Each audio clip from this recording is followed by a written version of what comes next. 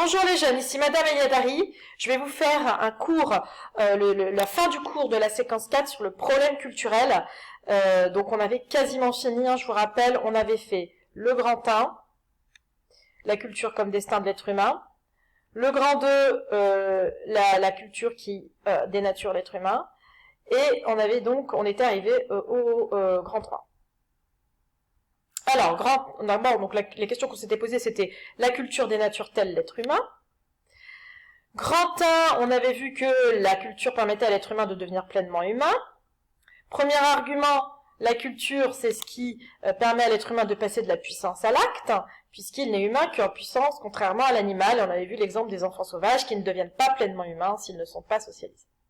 Deuxième argument, l'argument de la technique. L'être humain comme homo faber, l'être humain est inadapté à la nature, donc il est obligé de la modifier. Et donc modifier la nature, ça implique de passer à la culture, et la première étape de ce passage, c'est ce qu'on appelle l'agriculture. Et on avait vu que ça permettait à l'être humain de devenir pleinement humain, voire même de dépasser l'humanité avec le transhumanisme. Ensuite, on avait vu l'argument du travail, et on s'était dit que même si l'être humain était pleinement adapté à la nature, eh bien, il était obligé de modifier lui-même et modifier son environnement, car l'être humain est un être transcendant, contrairement à l'animal qui est immanent. Le quatrième argument ne vous concernait pas, ne concernait que les ES. Donc, on est passé au grand 2, dans lequel on a un petit peu relativisé tout ça, et montré que peut-être que la culture nous éloigne de nous-mêmes, elle nous modifie, elle nous défigure. Donc d'abord, on a montré que l'être humain n'était pas forcément un être voué à la culture, mais qu'il était un être vivant parmi les autres, c'est un animal parmi les autres, voire un animal inférieur aux autres, comme Montaigne nous le disait, en critiquant l'anthropocentrisme. Donc l'être humain se croit supérieur alors que c'est pas le cas. Ensuite, on est passé à la question de la technique, puisque dans le grand 1, on avait montré que la technique, c'était fantastique, la technique permettait de rendre la nature plus accueillante, et en fait, on s'est rendu compte que la technique rend l'être humain, la nature plus hostile, avec tout ce qui est pollution, etc. Ensuite, on a également critiqué le fait que la technique nous rendrait plus libres. En fait, elle nous rend dépendants des machines, dépendants des objets, des outils que nous utilisons, dépendants d'une consommation effrénée. Et puis, elle est aussi un outil de surveillance. On a vu qu'on vivait dans une forme de panoptique électronique. Ensuite, on a critiqué le travail qui avait été présenté dans le grand 1 comme quelque chose d'épanouissant, quelque chose qui nous permettait de nous transcender, de nous accomplir, d'actualiser nos potentialités, et on a vu que le travail avait aussi une dimension négative, que le travail c'était aussi le tripalium, c'est-à-dire le travail pénible, le travail comme punition, et que si certains pouvaient se transcender par leur travail, c'est que d'autres se chargeaient des tâches difficiles, en raison de la division du travail. On avait vu également la question du travail ouvrier comme forme d'exploitation, puisque l'ouvrier ne touche pas l'ensemble de la valeur qu'il produit grâce à sa force de travail, puisqu'une partie revient au patron, c'est ce qu'on appelle la plus-value. Le grand 4 ne vous concerne pas les S. Donc on passe au grand 3. Dans le grand 3, on va un petit peu remettre en question cette opposition très forte que l'on a posée entre nature et culture, à savoir que,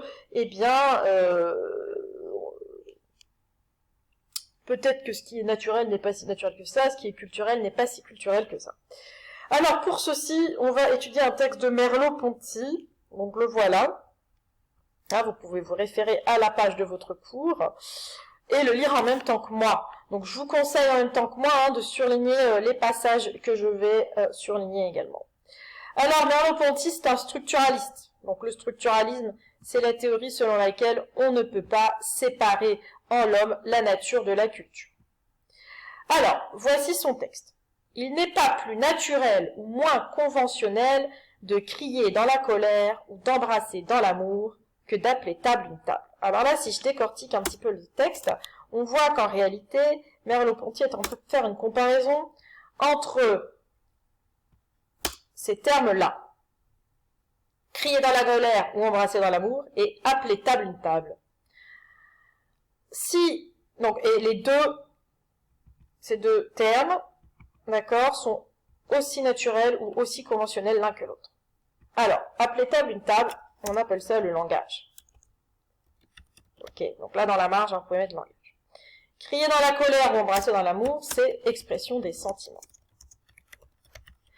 Et ici, Merleau-Ponty est en train de nous dire que le langage et l'expression des sentiments sont aussi naturels l'un que l'autre ou aussi conventionnels l'un que l'autre. Alors, conventionnel, hein, ça veut dire quoi? Ça veut dire culturel. Ça veut dire décidé humainement. Quelque chose qui a été décidé humainement. Alors, qu'est-ce que ça veut dire?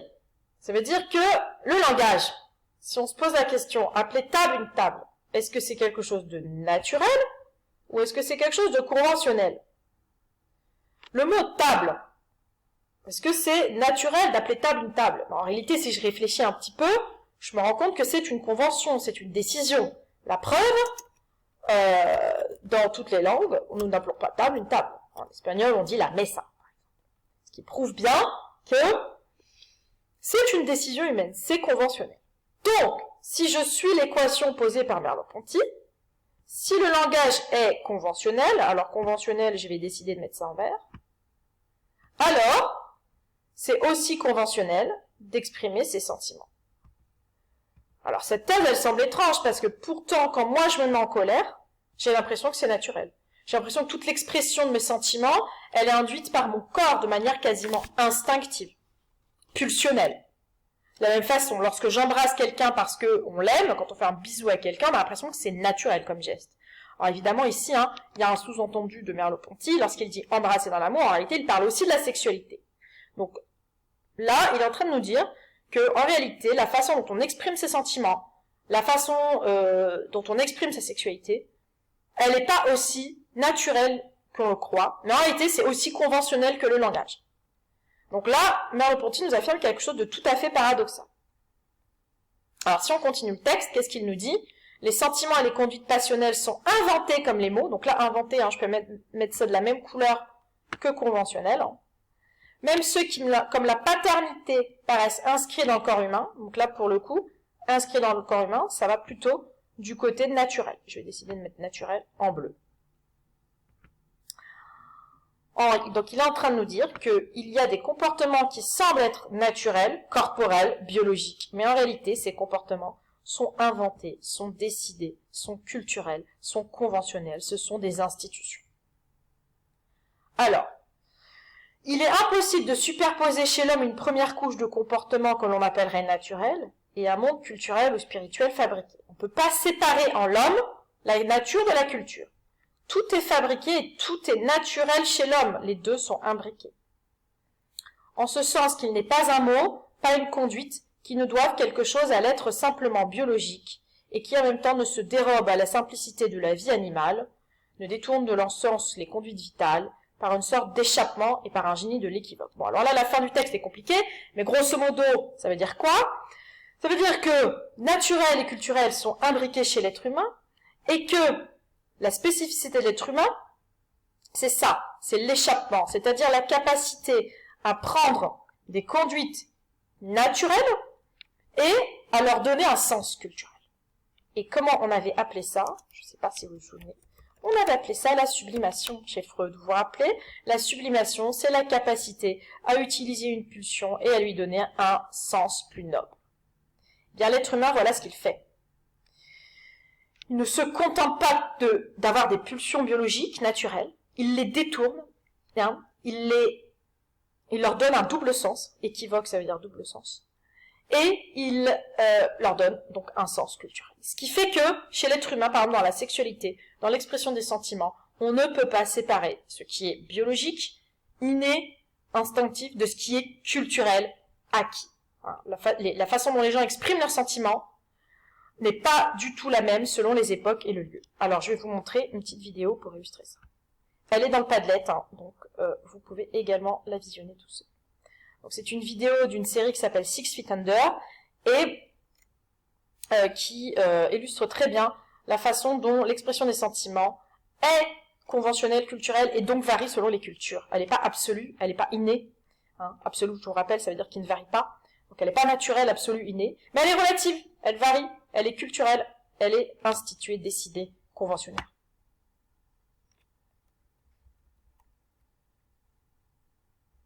Il faut que la vidéo charge. Désolé.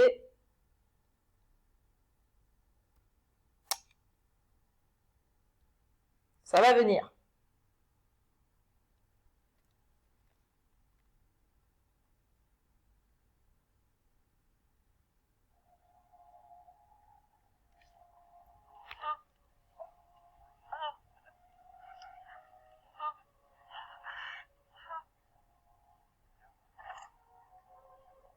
What, she's sad, so he has to get her out of sight? They always do that. The second someone starts to lose it, they take them off into that room. Makes all the other people uncomfortable, I guess. This is not about the other people. Well, yeah. Désolé, j'ai voulu agrandir, ça a bugué.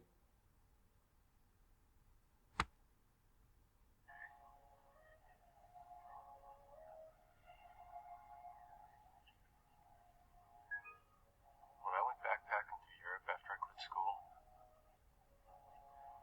I went to this island off the coast of Sicily. It's this volcanic island. And on the boat over, there was this pine box. Somebody from the island who's being returned to be buried there. And there are all these old Sicilians dressed up all in black, waiting, just lined up on the beach. And when they got that coffin to the beach, those old Sicilian women just went apeshit, screaming, throwing themselves on it, beating their chest, tearing at their hair, making animal noises. It was just so real. I mean, I'd been around funerals my entire life, but I had never seen such grief. And at the time, it gave me the creeps, but now I think it's probably so much more healthy than this.